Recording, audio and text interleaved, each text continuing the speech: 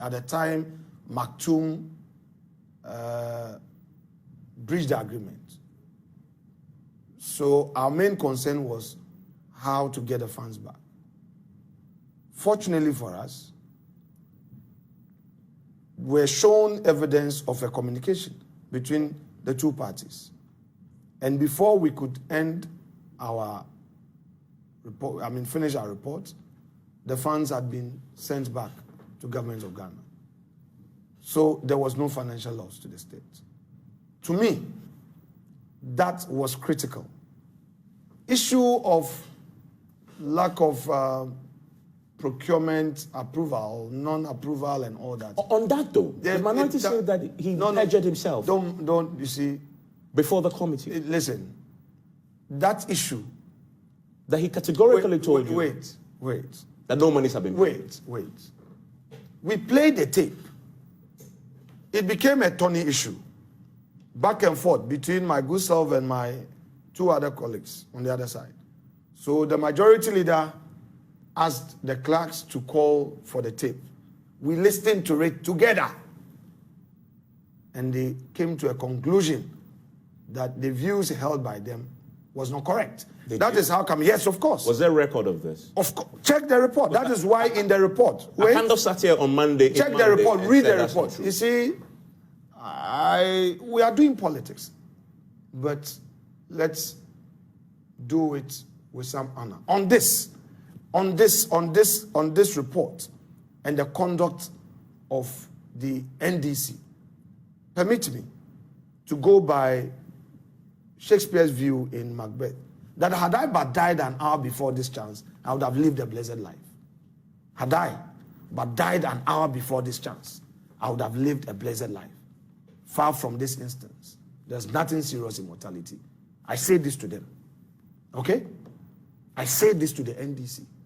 For them to turn around and say this about Agyeman, it's most insincere with the greatest respect.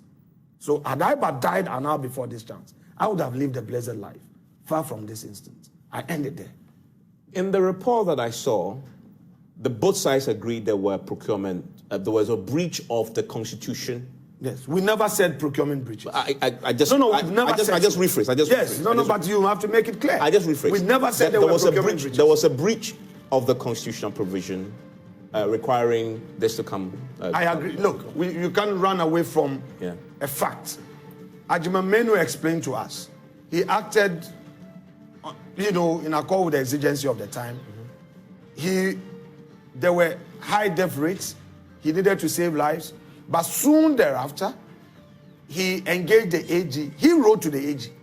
It is not as if the parliament wrote to AG for opinion.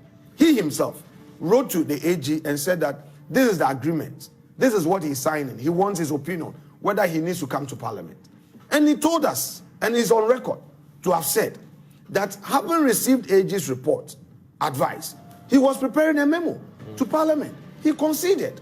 But isn't that we advised. What was our advice? What's the consequence for that? Right. What we told, in our report, we said, in future they have to engage. They have to. Why are you looking at the future when the man has admitted to something in the present? No, he was talking about the exigency. And we said that in future, since there's a health committee, he should engage them so that at least they brief parliament. Question is it a criminal offense to sin against Article 181, where there's no financial loss to the state? Our laws do not say that when you sin against Article 181 and it does not result in financial loss to the state, you must be held criminally liable. I have 30 seconds to wrap up. So fundamental on this matter, you believe let sleeping dogs lie, no more consequence for Agyeman? I haven't said so. I rely on the report without more. So what should the I'm saying I rely on the report. So should there be consequence? I rely on the report. The report is what we have said together. The report said we recover and he's recovered. That's what the report said. Okay. Recover. They've recovered.